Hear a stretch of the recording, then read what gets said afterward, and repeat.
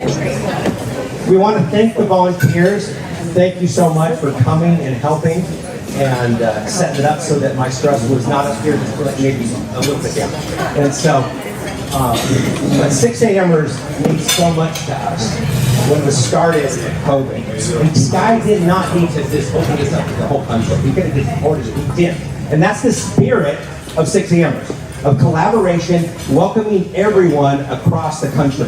And when I joined Compass, and I love Robert's principles. My 2 favorite principles is collaborate without ego, and the next one is move fast. Now, I am told all the time by Tanya to slow the fuck down because I make too many mistakes. So Robert, I just say, talk to fucking Robert about it. Don't talk to me. Talk to Robert. I love those 2. But it's I never felt the collaboration in my own office, and it was through 6 a.m.ers. And getting to know agents across the country, loving them. And there's so many times in my life over this period of time where I needed you.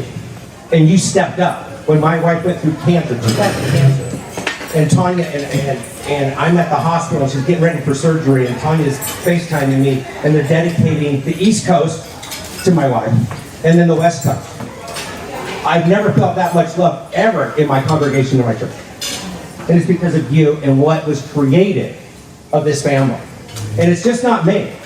I mean, stand up if you've ever felt that you needed to come on that call in Coffee Talk and have family be there for you. There, it happens all the time. And that's what this is about. It's not about referrals, and I kept telling that to this guy. It's about collaboration. Don't focus on the referrals. Focus on helping others in the collaboration. And that's what we get, okay? And so, one more quick thing that Tanya and I have these monthly socials, networking socials, the 3rd Thursday of every month in San Francisco Bay Area. Come out, raise your hand if you've ever flown out for one. Raise your hand. We get people all the time. Bill, you came out, and if you are just gonna be in the area and it's not on that date, you call me or Tanya, and we will set up a lunch or a happy hour. We did that for Phil when you came in around Christmas time a couple years ago. And we will put the network out, and we will have people there for you. It's about sharing that love, okay? Now, let's get the important people up here. Rory, Gordon, Netta, Courtney, Ashley, George. George is new to the game. You can see her over there. You're such a man. All right. So, I want to share, come on up here, Netta. I want to share 2 things. I'm going to pass it on. First off, I'm very happy this is the 7:45 a.m.ers. You guys know the big joke, I've said a million times, I'm not a morning person, I hate the morning. So to be affiliated, but really I'm more of a part of the West Coast 6 a.m. family because New York gets 9. So, but there's 2 things I want to share. One, when I talk to friends and people outside of Compass, and I try to explain aspects of the company that are unique, not just, everyone, all my friends, people who are outside the company, they know what we do. Our signs are everywhere, we're the #1 company in the United States, everyone knows who we are. But I try to give them a little taste of what we do that's unique, and I end up describing 6 a.m.ers all the time. And when you actually step back and think about this whole group, it is crazy. And this is usually the reaction I get from people when I describe it. Like, wait a sec, you have a thing with your company. And I don't think they understand the difference between an employee and an agent and a kind of contractor, but let's forget that for a moment. They're like, you have hundreds of people who voluntarily get up at 6 a.m. And I tell them everything. I'm like, we got people in the infrared sauna. We've got people on the treadmill. We've got people doing everything. And we meditate. And we go deep on life and business. They're like, wait, and everyone does this voluntarily at 6 a.m.? I was like, yeah. They're like, what's wrong with you people? And I actually think it's what's right with us. That's the best part about this. Like, all you need to know about this community is that we're willing to do that. And if you guys are willing to get me to wake up early every now and then, you know what really matters. The second thing I just want to say is, John and Tanya are what keep 6 a.m.ers going. Not the host.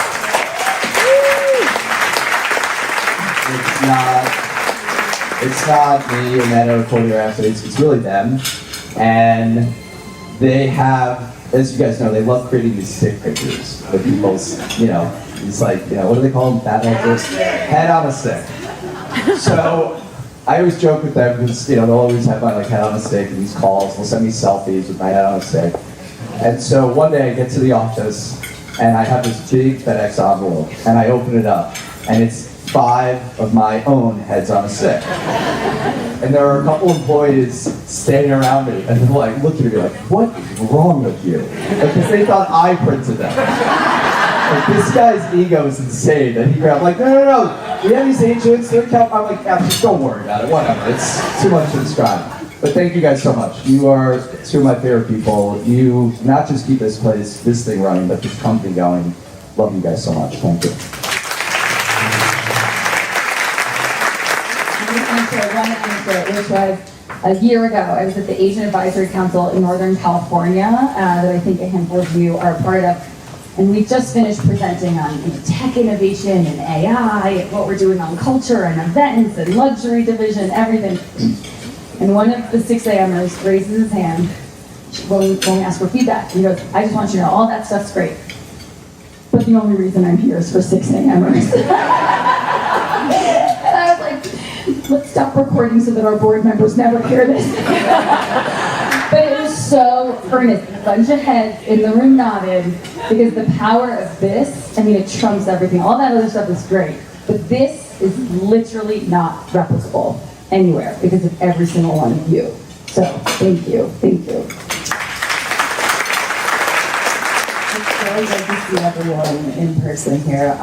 Rory, I have huge imposter syndrome when it comes to 6 a.m.ers because when I was in Chicago, it was at 8 o'clock.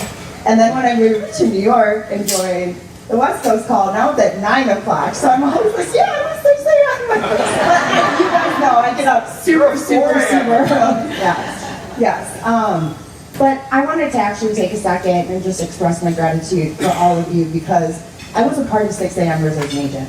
I think the first time that Skye interviewed me was shortly after I became a sales manager.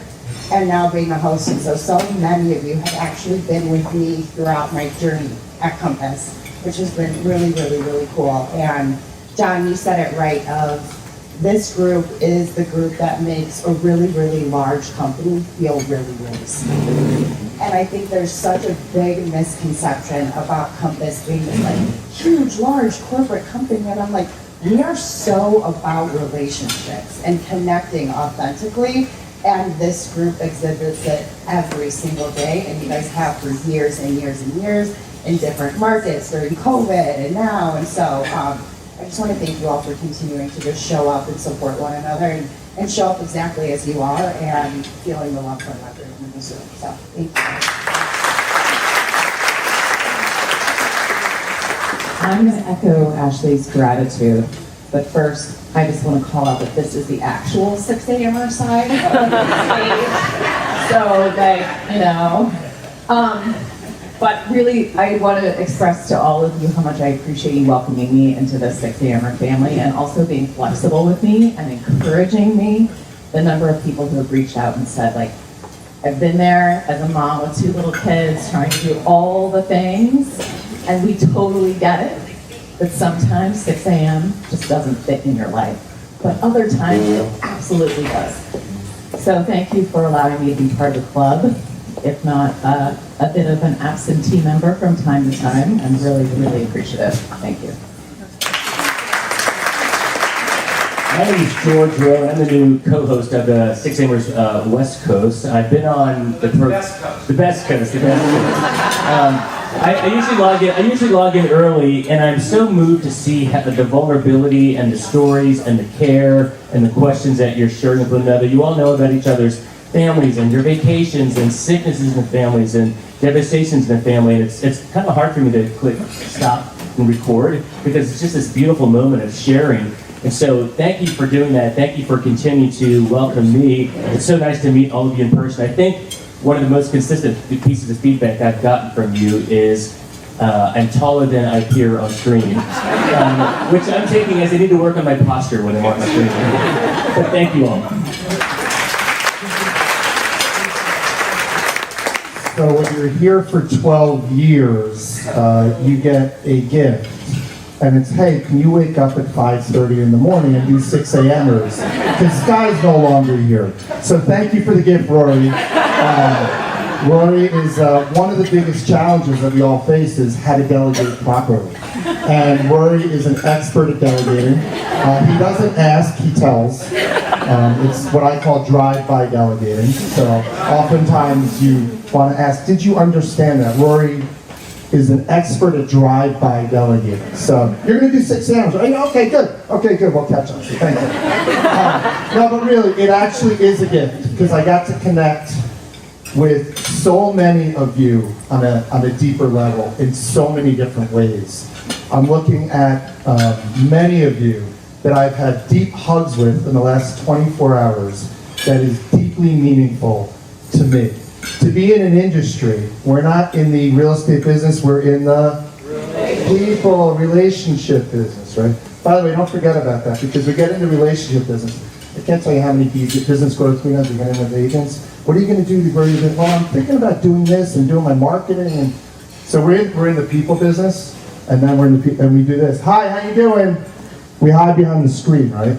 So let's make sure that we continue to do this. Gratitude, great attitude. This group, gratitude, great attitude. You bring people together. You've made meaningful connections that may last a lifetime. So let's continue to lean in. Thank you. Thank you, thank you, thank you for putting this on. Thank you for keeping it going. And one thing that I would ask all of you as we go through the rest of retreat, on the heels of yesterday's opening presentation, let's see if we can make a meaningful impact with somebody, whether it's a Compass agent or this, sir, in the back of the room. What's your name? Juan.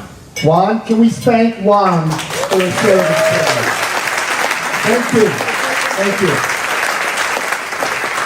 That wasn't staged.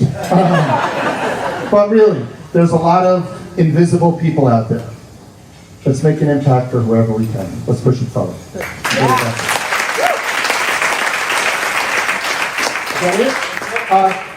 By the way, his DJ skills are off the charts. Let's turn up the music. I'm Danielle, 78. Thank you, all of you. That was amazing. Gordon likes to talk so much. Thank you, we appreciate that. All right, come on up. So I would like to introduce everybody. Well, first of all, hi, everybody. My name is Tanya Jones. I've been with Compass for, I think, 7 years, since 2018. And I'm a part of the 6 Hammer crew since Skye started it in 2020. Started the West Coast in November. So I'm a long timer. Who else has been in 6 Hammers from the beginning? So I think East Coast, we have a lot of hands. I think East Coast started in April, maybe? Anybody here from that crew? Yeah. Well, yeah, okay, awesome. Super excited for today, and we're so grateful that all of you came. Of course, we're grateful for all of our leadership here as well, and we are so grateful for the staff here. Thank you, Gordon, for that reminder. We had lots of help. They had to deal with John for 8 weeks. You're welcome. But to my right here, I have many of you know Melanie Klein. She is an expert in mindset, growth, and leadership, and she has her own history with the 6 Hammers. I'm going to let her share that with you. And then she has agreed to lead us in a meditation to get us all a nice reset for the day. So please welcome Melanie Klein. Thank you. So, I wanted to share my relationship with 6 Hammers as well. Courtney Smith, actually Denise Reed, brought me into the Compass universe in December of 2019. We had a couple of events before COVID hit, and does this sound weird? Or is it just me? No? Sounds great? Okay, good. And then COVID hit, and I was like, wow, okay, so what are we going to do? So I went online as well and had this little group that was about keeping people very sane and grounded. This is before realtors knew whether or not they could actually work. And then about 5 months later, some of you might know Nancy Isaacs out in LA. She's been a long time 6 a.m.er. She's like, there's this guy named Skye who's doing a thing that reminds me of some of the things that you do and some of the things you believe. And so she connected me with Skye probably December of 2020. And we had this just wonderful connection. And then I had the really great fortune that in the beginning of 2020, 21, 22, 23, 24, and then also this year to kick off the year with a 6 a.m.er. So I also have really enjoyed over the years the sort of grassroots, very personal community. And I always tell folks every time I've gone on, I'm like, it's pretty incredible how these people share with each other and the way that they're connecting. Because I do have a grassroots background and a social advocacy background, that was always really heartwarming for me. And one of the reasons that I could actually see myself coaching realtors, because that is not who I started coaching 10 years ago.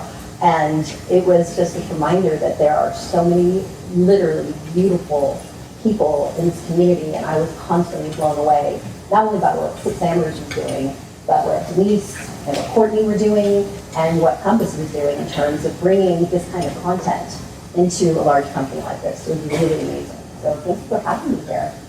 Thank you. And, okay, that's my little cue. That's your cue. That's my cue. So we're just going to do a short little grounding, mostly for John. Thank But also for me, and I've talked to a lot of people. A lot of people haven't slept. I did not sleep last night. Not at all. Not at all. So we're going to just take this moment to go ahead and close our eyes gently. Just get settled in your seat. Go ahead and have your spine erect and tall and supple. I just want you to start to connect to your breath. Start to feel the inhalation coming through the nose, filling the lungs, letting that belly soften. And really taking your time. Maybe this is the first time since you've gotten to Denver. You've had a real opportunity to just get still. And continue to feel the breath moving in and out of the body at its own pace, its own rhythm. Every single person in this room has a different history, different temperament, different level of sleep that they've maybe had or not had. Some of you might be introverts. Actually, I know a lot of you are introverts. Some of you might be extroverted. So the breath is as unique as your own personal energetic blueprint. So just listen to that breath. Feeling your nervous system beginning to calm down. And really going into that expansive space of stillness. And if you have the opportunity to take a reprieve from all of the energy you've been taking in, maybe it's an opportunity for you to remember why you came to the retreat and why you're here at this breakfast. Maybe it's a reminder of what you need today, what pace you need today. There's so much that can be found in the stillness. Taking a few more moments to breathe and to ground, to settle. And ultimately remembering this place of stillness is not only a place to rest, and to remind yourself whatever it is you may need or want or desire, but it's also a place of creation. That this is where you are able to connect to the realm of possibility. A place where it's quiet. A place where you can hear yourself. Take a few moments to enjoy. A few more breaths.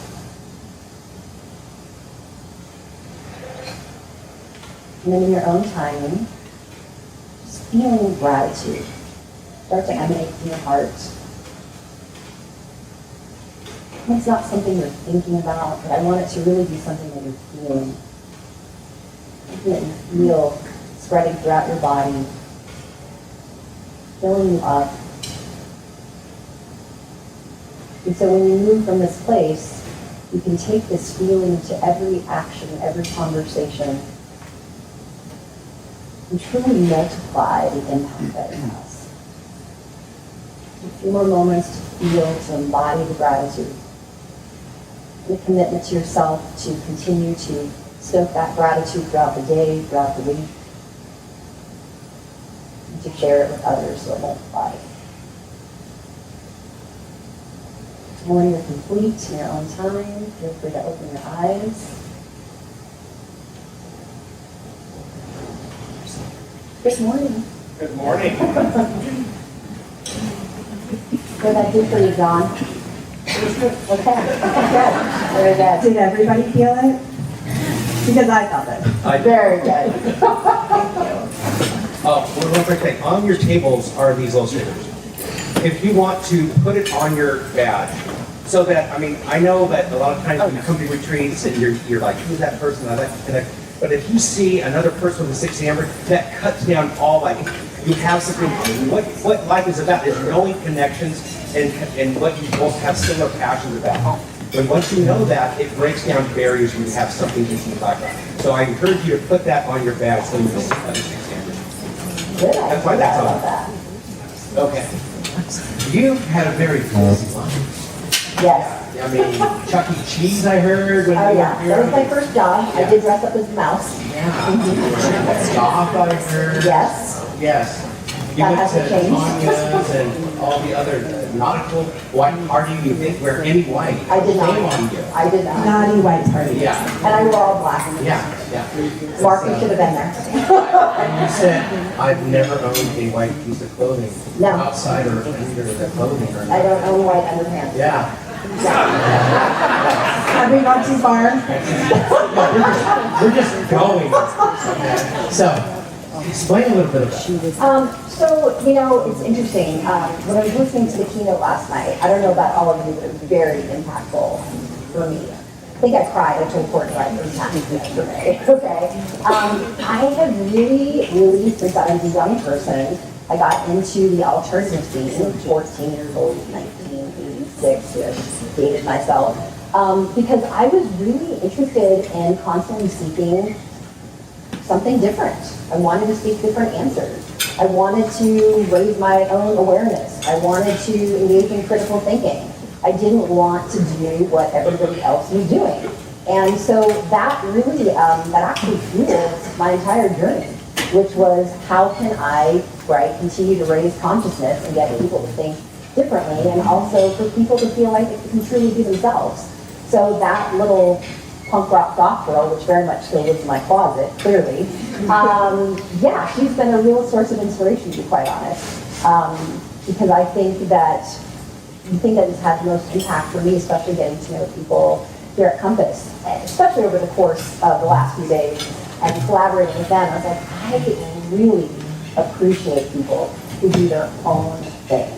People who sell and market and connect in their own way. They wear clothes in their own way. They speak in their own way. And I think that's really valuable. And so, yeah, that's where that comes from. So when you say speak in your own way, so if you say realtor, it's okay. I don't know about that. You might have to ask Tanya about that one. I think many people have heard me say it. How do we say it? Thank you. He said it right just now, so we can. Cookies. Oh, yeah, sure. Can I explain that? Because this might become a 6 a.m. thing. If you want, you can borrow this. So the other day, Tanya was sort of laughing because I very quickly understood what John's like. He's incredible. Well, he's very high energy. He likes to get shit done, and I love it. I do too. Like when we were working on this and communicating, I was like, oh my god! I was like, he's off with his emails, his texts, and I love it. And he is very clear. He loves words of affirmation, and I do too. It's one of my love languages. So I was just giving him tons of thank you so much. I really appreciate this. But it's very authentic. And when we met at the naughty party while I was on all black, I said, yeah, I have no problem feeding the monster. And so I told him today that my partner and I talked about this idea of hey, sometimes like, hey, I need some cookies, which means, can you tell me how great I am, how smart I am? And so it's like feeding the Cookie Monster. So, and you're wearing blue, so that's all I'm gonna say. So yeah, so I enjoy feeding Dawn's Cookie Monster. That explains why after the conversation he raved. Oh my God, Melanie is so amazing! Best talk ever. Since we were giving him all the cookies. We went to a 3-hour dinner and we're basically just feeding each other cookies all night. Yeah. Should I let you two sit next to each other? Maybe, yeah. I'll say, I'll need something and she'll go, go talk to Melanie. Yeah. You've got all your other fans, okay? But try that. If you like words of affirmation, ask your partner for cookies. Or whatever. Yeah, works. Okay, so when you first started sharing a little bit of your story, you mentioned that 10 years ago you were working with a whole different type of client for you. And that you eventually evolved into working with realtors, which you had not anticipated. And so can you share a little bit about that? And then also maybe dip into how that plays into kind of your new theme right now about really searching out the realm of possibility? Yeah. So I actually was a professor, a women's studies and sociology professor for a very long time.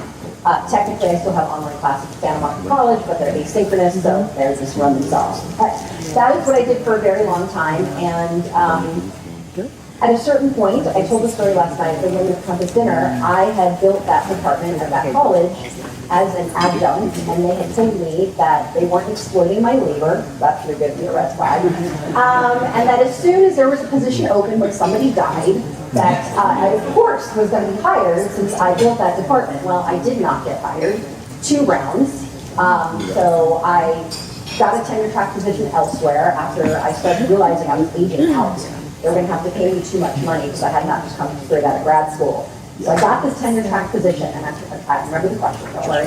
And then about 18 months in, I resigned. Because I was like, oh no. Like, basically, I'm getting a free ticket to be mediocre for the rest of my life.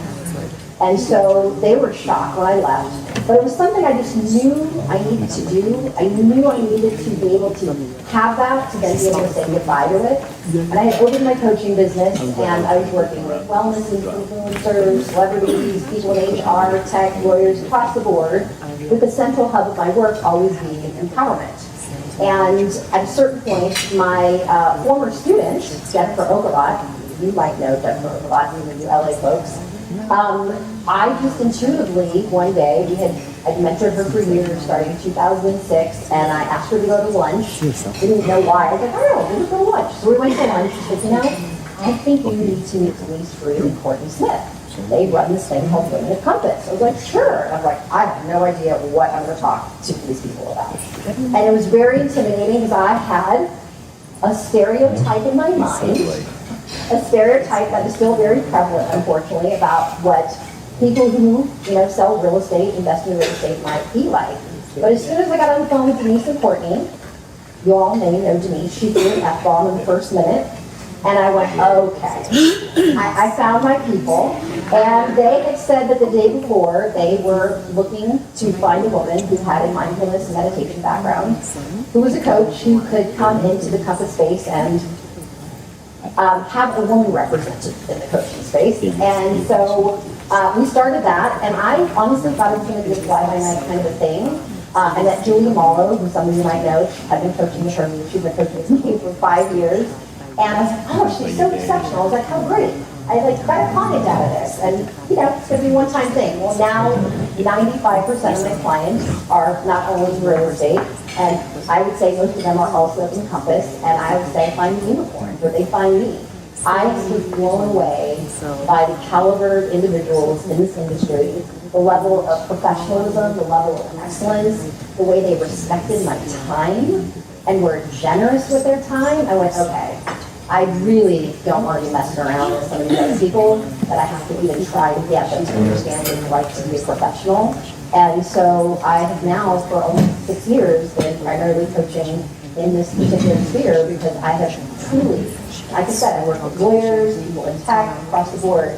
I have not found people as full of integrity and just ethics as I have in this space. It's been really, really wonderful.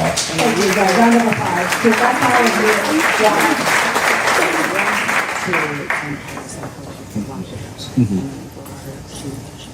Oh, no, They this prepared one for is this. yours. This is all your questions. Oh, no. Okay, so, I think I know where we're going. yeah, we did a pre-interview, and came out that you're a massive Big Lebowski. I am. Who's a big Lebowski fan? Yes! Okay, I have to ask, of the Big Lebowski folks, who do you think is my character avatar? Who do you think I would be?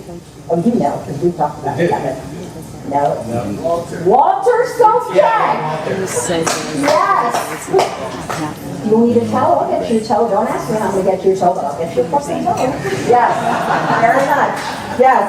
I went to, so we were talking and it was so great. I was like, oh my God, I'm like obsessed. And but then he was like, oh yeah, there's this other guy, Kevin Hall, who just went to see the Big Lebowski screening with the Jeff Bridges Q&A. I was like, wait, what, up near you in NorCal? He's like, no, in Santa Barbara. I'm like, I was there too. So Kevin and I were there the same night at the Granada, because I live in a small beach town. I won't tell you the name because too many people are moving there. But it's outside Santa Barbara. And I had gone in there, and that was, listen, I got to tell you, in December, in my little town, we have something called the Festival of Trees, where there'll be maybe like 20 trees, and different organizations will decorate them. They will have gifts underneath, and then you put in your raffle tickets, and you win the tree, the ornaments, and whatever else is in there.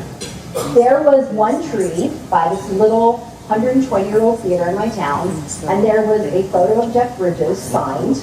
And I went up to the guy who volunteered and was like, oh my gosh, I see there's a tree with a Jeff Bridges photo, the dude. And he's like, yeah. He's like, you know Jeff Bridges lives in this town. I went, what? He lives here too? I mean, it's a really small little town. And I said, you know what? I told this guy, I was burying Walter at that moment. I was like, you know what? I'm going to fucking meet Jeff Bridges in person next year. I am manifesting that I'm going to see Jeff Bridges in person. And the next thing I knew, in April, I was there at the Granada with Jeff Bridges at the Q&A, and it turned out he also has his granddaughter at the little Waldorf school where one of my friends works, and apparently she's there all the time working on the theater program. So, yeah, I thought you might appreciate that. What you don't know is that he manifested, I am going to meet Melanie Klein. Well, thank you for that. But I do expect at some point we will be like having coffee or maybe a white Russian or something. So. I think so. In fact, so if you were to pick any of your top 3 pop culture icons over for dinner, who would you choose and why? Okay, that is, you know what, I have many, I'm a huge pop culture fan. Okay, so I'm going to say Jeff Bridges. I'm actually going to go ahead and perhaps say, let's see, John Cusack. I would say John Cusack for sure. I don't know if you've seen High Fidelity. You're a music guy. You've seen High Fidelity. That is brilliant. It's one of Jack Black's first movies. And he's like, I'm not Cosby sweat. I'm not supposed to Cosby sweat. We haven't seen it. It's really great. So John Cusack. And you know what? I just read the memoir of Kathleen Hanna from the Riot Girl Movement, who later married one of the Beastie Boys. So I say Kathleen Hanna because I was very much in Olympia, Washington during the Riot Girl Movement when that was happening. Yeah, okay, there you go. What was that one? Nice. Yeah, All right. I like that one. thank you. So, what would you, if you look back, now, with Melanie now, I mean, your whole TED Talk and everything, but if you get back to that 14-year-old goth girl and give her some advice, what would that be? You know, I've had this question a couple times. I don't have any advice for her because she's sitting right here. I think she's done pretty well. I would think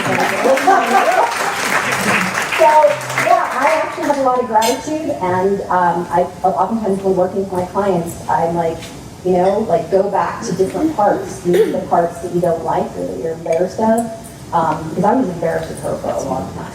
She left some scorched earth, I can tell you that.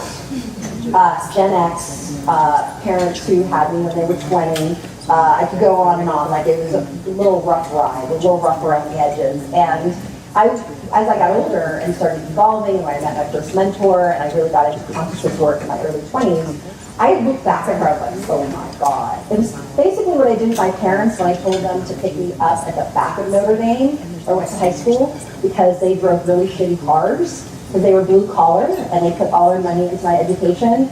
Not only did I tell them to go park in the back of the school, I kind of put my 14-year-old in the back as well. I didn't want anybody to see her. But now I just think she had grit. She had massive grit. And, you know, when I'm working with people, that full realm of possibilities, like when you tap into that seed, you know, sometimes people intellectualize that, they understand that idea, but it's a whole nother thing to actually have the courage to live that and go for it. And so I'm really, really impressed that she was able to do that. She would never be able to picture it. So you mentioned earlier that, you know, this place and what you just said too. As you grew up, you were authentically yourself. Yes. And we talk about branding, personal branding in this group a lot. And how to be authentically yourself. And you're sitting here now and you're saying, yep, nope, I wouldn't change a single thing. No.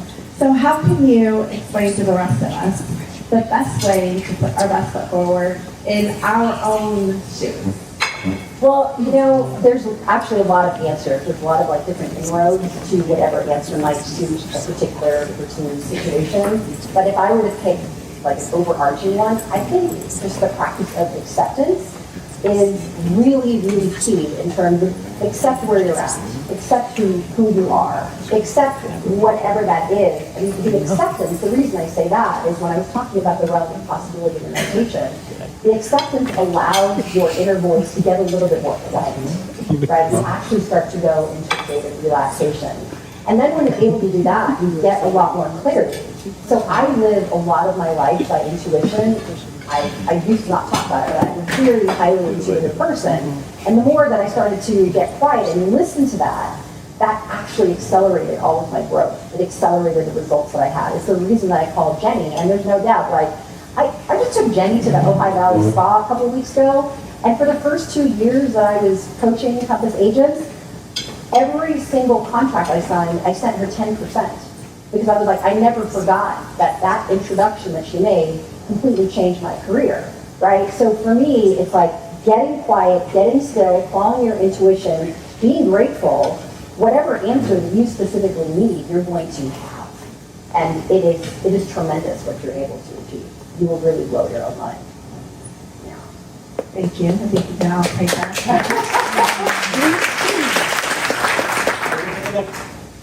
I've just been notified that Robert is in the house. Robert's in the house. Come on up, Robert. Can we get just a couple of words from you? I know you have to run, so we'd like to hear just a little bit.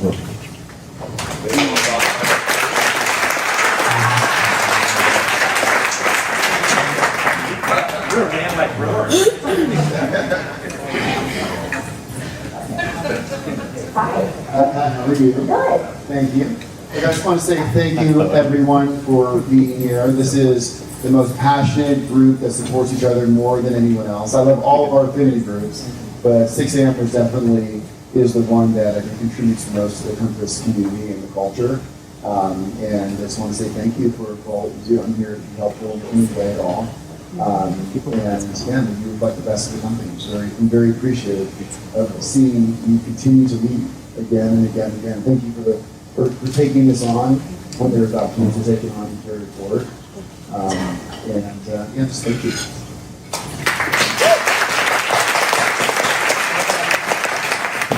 We had an opportunity. Robert's up here. Do we want to quickly ask him a couple questions? Would you like We're going to announce the next retreat at tomorrow night. Good try. I almost leaked it yesterday, but I'm glad. Thank you. Let's get a quick picture. One. Get in here. Go. All right. Thank you. And I just want to just thank you. Please keep it up. At Compass, the sense of belonging has always been very core to this company. And you know, my background, being black and Jewish, single mom, Berkeley, moved to New York, never really felt like I belonged. I think our industry is one where many agents don't necessarily feel like they belong. And I think at Compass we can create that for each other. And and just a sense of pride, belonging. We love and accept everyone, regardless of their race, religion, gender, socioeconomic status, political belief. And this is really a special organization. So thank you. All right. Thank you. Thank you, Rob. I want to actually share something. I was here in Denver last month, and Robert was here too, and I gave a keynote at statewide, and I talked about anti-fragility in my talk, and then later when Robert came on stage, he mentioned it too. Remember that? When he mentioned it? So you made a joke that I was going to say something about about private exclusives. I wasn't going to mention that one. So here's what I believe. Something that's anti-fragile, something that's fragile is glass. You hit it and it breaks. Anti-fragile is like a muscle, or like where you stretch it and you tear it, it gets stronger. I believe that private exclusives are anti-fragile. That choice is anti-fragile. That the more that the organized real estate pushes against choice, it says you must do what we want, not what you want, the more homeowners actually choose to have choice to private listings. A different way to say it is the more negative insights that organized real estate puts on the listings, the more homeowners will choose to not go over there. The more organized real estate makes you all look the same, right? Because that's what's happening. The unintended consequence of this moment are you all look the same. You all market the same. One day in the MLS, you all on Zillow, your listings look the same. You are not differentiated. But the more organized real estate wants to make you all the same, the more you're going to want to differentiate. And so I think it's unstoppable. I think this moment can't be stopped now. Choice versus control. And these aren't just private listings. Private listings is the best thing for sellers. It's the worst thing for buyers in the market. What these are, it's not about privacy. That's a small piece of it. It's about protection. Protection from this industry that monetizes the listings over and over and over again. What Zillow is doing in this moment, they're saying, if you do not let me make money off your listing, I will ban you. That is crazy. Imagine if Amazon said, I'll pass on to you, but I don't know. Imagine if Amazon said, if you don't give me your listing, I will fine your agents, and then I'll ban your listing from Amazon forever. What would the industry say? They're like, that's crazy. But that's literally what's happening right now. The MLS will fine you, and then Zillow will ban you. And Zillow only gets these listings because of organized real estate. It's the IDX feed. Any MLS could tell Zillow no. Do you know how? So the IDX, how are they able to ban some listings? How can you do that? Why is that okay?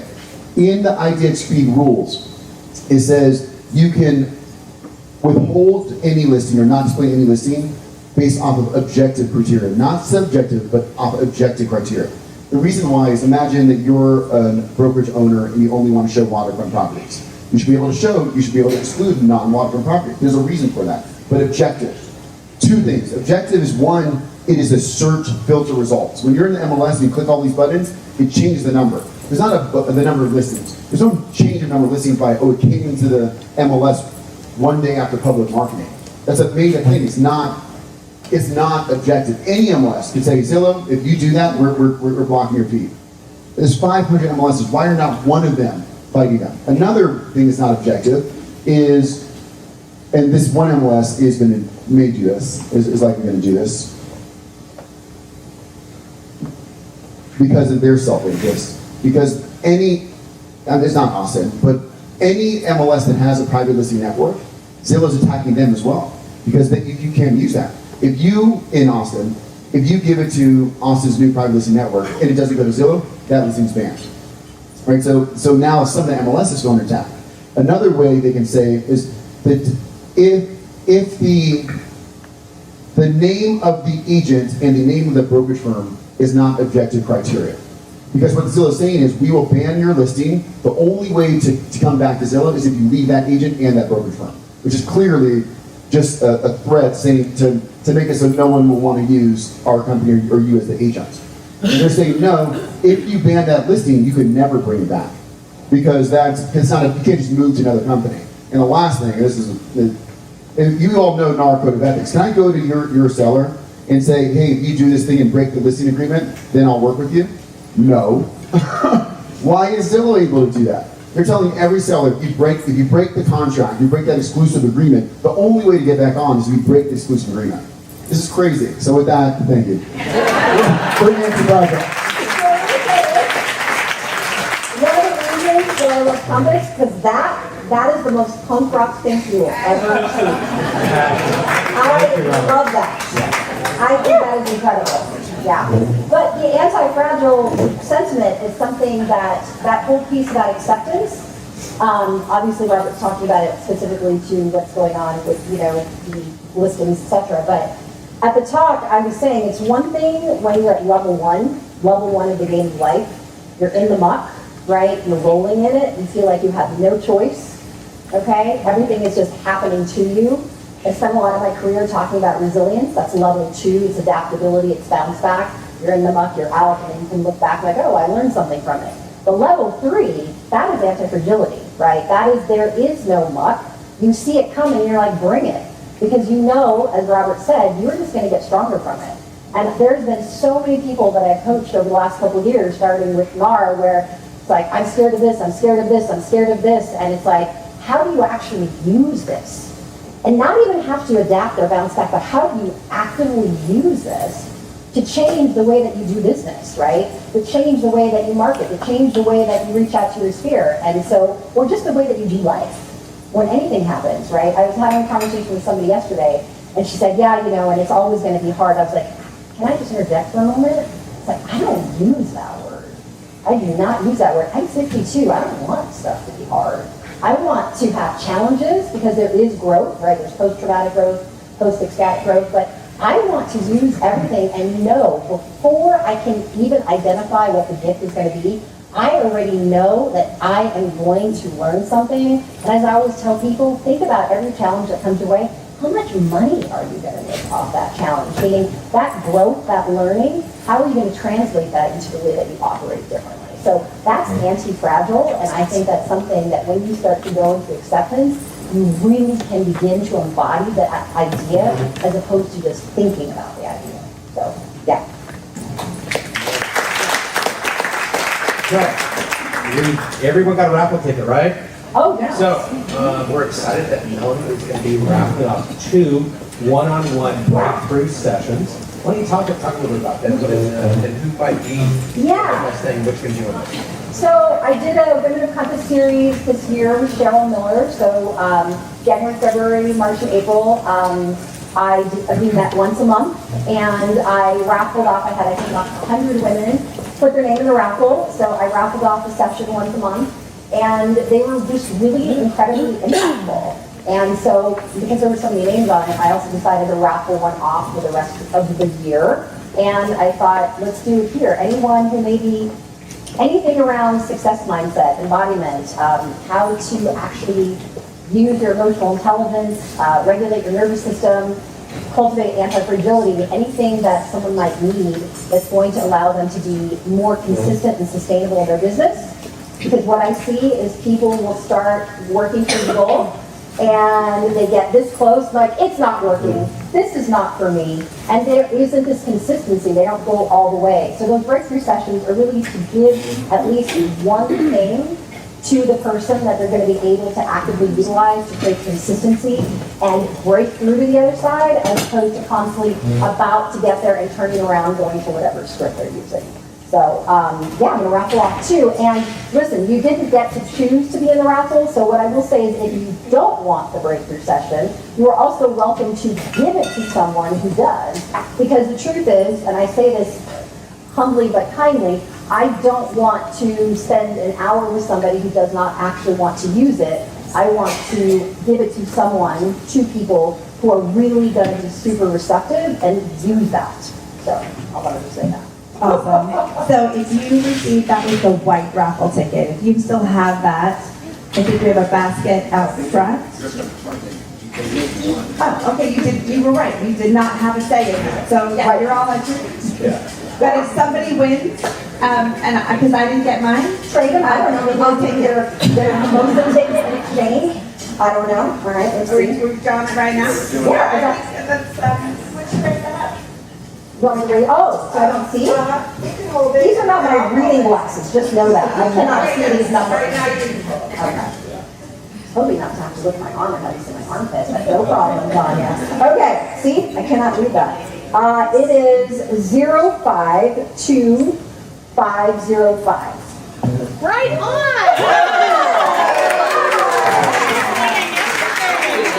I shouldn't come anymore. I win everything everywhere I go. Thank you. I'm very receptive and coachable. So, and this is Alicia for Denver. Welcome to my city. Welcome to my city.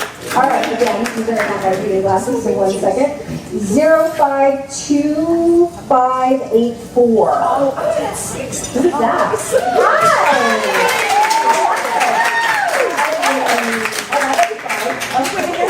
and you guys already know each other? No. Okay, great. All right, so congratulations. So we'll get my number in the thing. If you decide, again, you don't want to do it, or not do it, if you don't have the time, whatever. She popped out of her chair. I'm going to take that as a good sign. And we have similar glasses, so that's fun. So you have a money matters mindset thing? Oh, yes. So I was trying to think about what was a smaller thing I could do, because most of what I do is one-on-one. I really work high-level bespoke one-on-one, but I wanted to do something that I could be very concentrated but impactful. And the truth is, I realized I don't tell a lot of people that one of my favorite things to coach on is money. Money mindset, energetics of money, because I find that people talk about wanting money, but they're in a position sometimes where whether their worthiness, the way that they value themselves, the way that they negotiate, or the truth that they really feel that they're deserving actually gets in the way. So I created the Master Your Money Mindset program, and I just finished it the other day. And so we really kind of get into there's a lot of money scripts. And the truth is, even if you're really successful, and there's a lot of really successful people in this room, anytime you're going to the next level, and I'm not talking to an adjacent level, but anytime you're really doing an up level, you will have another sort of, I'm not going to say, come to the universe moment about your relationship with money. And so it's not just for people who are broke. I just want to make that point, okay? It's for anyone who's really like, you know what? There's probably something there for me to work on. So it's a cohort that's starting July 10th. And so I asked the team at Compass to create a $500 off code, which is Retreat 2025. So if anybody wants to be in the summer cohort, I can tell you, as a professor for 20 plus years, my best students were in the summer. They were always the best students. They showed up, statistically, they had much higher grades than my students in the spring and the fall. So I decided to have summer school for Master Your Money Mindset, because that's where most people start to lean out. And I wanted to create it for opportunity for people who really wanted to lean in. Like I said, Retreat 2025, you can go to the Compass Marketplace and you can sign up till Monday, June 9th, and you can get $500 off. It's currently $2,500, you can get that for $2,000. Yeah. So at every table in the center is a QR code with Melanie, and you can download and see more about Melanie. Yeah, exactly. And you're speaking on a panel today. Yeah, shortly. Yeah. I will be on a panel with Steve Schultz and Sherrod Trump, which will be really fun. And Courtney is moderating that. So that's going to be really, really fun. Thank you. Yeah, it's 6 a.m.ers. Thank you. I will say this thing, the first interview I did with Skye, at the end, he was like, so what are you going to do after this interview? I was like, take off my bra and go back to bed. I remember that. That was 2021. Yeah. Type me in the chat if you remember. Yeah, Mark. Mark. So I'm very inspired by the marketing of companies like Apple. A little louder, you got a lot of people behind you.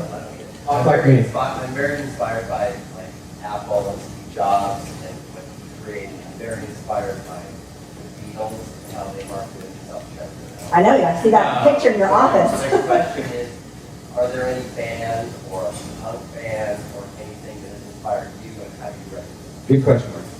Oh, it's interesting because that particular era of my life feels really long ago. I think the vibe still comes through. I don't know if I would just say, honestly, the right girl movement, yes. There was a video that came out a couple of years ago where I had done an event during Women's History Month, and my social media manager at the time, I don't know what artist she put on, but I was like, that is not my vibe. And I was like, can you put in Rebel Girl from Bikini Kill? That is my vibe. So yes, that would be my answer. Anyone else? Okay, so we're gonna do, so many of you know, we end our interviews, and we used to end our 6 a.m. calls in general with what we call a 6 at 6, and it's kind of just some rapid fire questions. Many of you are familiar with the format. And I'll give you a little heads up, right? Kind of, but I forgot. Okay, so we're gonna make this really easy. So I have a hard time telling. You have such So a I don't remember the great, questions, but I know what they're doing. Yeah. You have such a great, I don't know, aurora. Energy. I do like that. Yeah, so I love being in your presence. Thank you. And sometimes I can figure out like, what they might prefer. Okay. But for you, I really have no idea. Except, Okay. no, I do, because you live there. So a typical question we'll say is like, okay, if you could live anywhere you wanted, would you choose a beach house or a mountain house? A mountain house. See, I would have loved that bet, because she lives on the beach. I do. I would prefer to be in the forest 100%. I grew up in Germany, so yeah. Oh, yeah, that's right. How did we not talk about that? When did you move here from So I Germany? moved here when I was 6, and then I started flying as an unaccompanied minor when I was 7. So I spent 3 months out of the year with my grandparents in Germany and my family there, and then 9 months out of the year with my hippie parents. Thank God for my 3 months in the summer, all I'm gonna say. Yeah. Okay, if you could travel anywhere in time, past or present or future, I should say, not present, where would you go and why?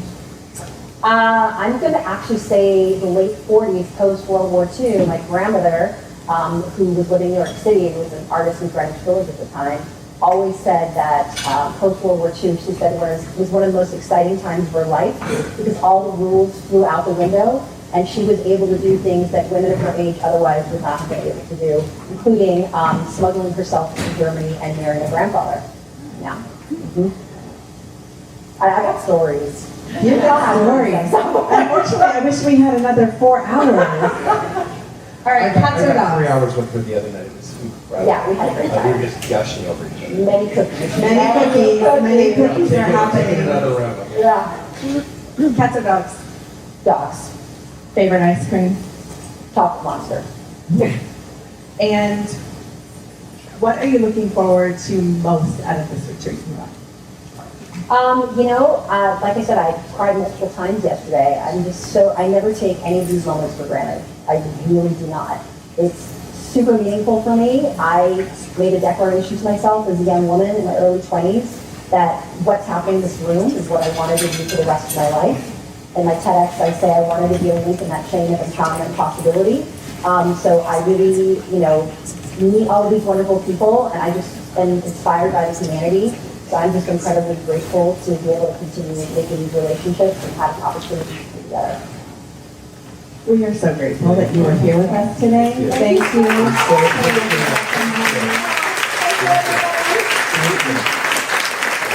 So Melanie is also a co-sponsor for today. They needed a cash infusion. Yeah, so she helped us out. Your mimosas are a tribute to her sponsorship. We hope you all kicked off the morning in the way that works for you. Thank you.